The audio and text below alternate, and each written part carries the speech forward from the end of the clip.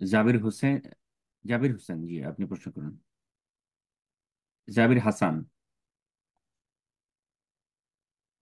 আসসালামু আলাইকুম রহমতুল্লাহ। ওয়ালাইকুম আসসালাম রহমতুল্লাহ বারকাত।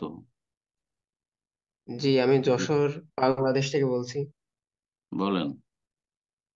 জি, আমার প্রশ্নটা হচ্ছে, যে ইমাম বলে আল্লাহর কুদরতি ভাই সেজদা করি, এমন কথা বলে, সেই ইমামের পিছনে সলাত আদায় করা জায়েজ হবে?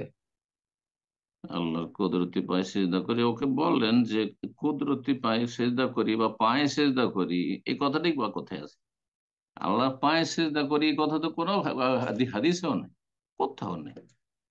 আছে ফাইন আল্লাহকে বলা আছে আল্লাহ মুসল্লির সামনে রয়েছেন।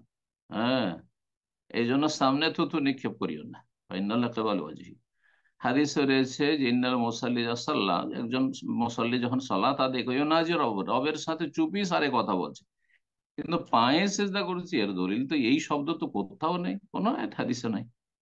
তাহলে এটি কথা তো ভিত্তিহীন, আর ভিত্তিহীন কথা শরীয়ত সম্পর্কে, আল্লাহ সম্পর্কে, আল্লাহ রসুল সম্পর্কে, দিন সম্পর্কে কেউ যদি বলে, তাহলে সেটি শিরক সমতুল্য গুনাহ। ওয়ান তাকুলু আলাল্লাহি মা লা তা'লামুন, শিরকের সাথে, কুফরির সাথে আল্লাহ একসাথে পাশাপাশি অপরাধের কথা উল্লেখ করেছেন।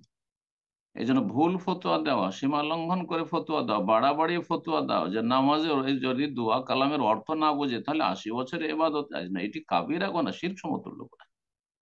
আল্লাহ হেদায়েত দান করুন। জি।